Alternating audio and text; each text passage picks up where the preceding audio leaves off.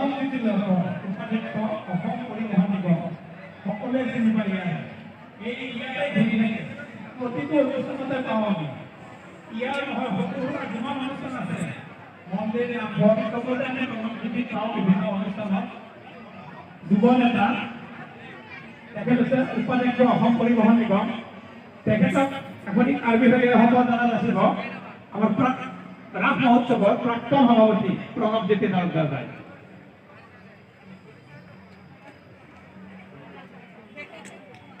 লগতে স্মৰণিকা প্ৰদান কৰিছে প্ৰণৱ দাই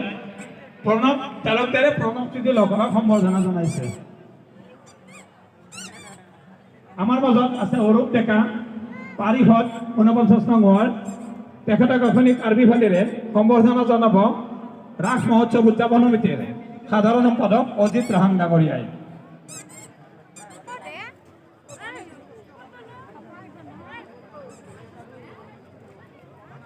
আমাৰ এবাৰ স্মৰণিকা প্ৰজন্ম প্ৰদান কৰিব ৰবীন ডাঙৰীয়াই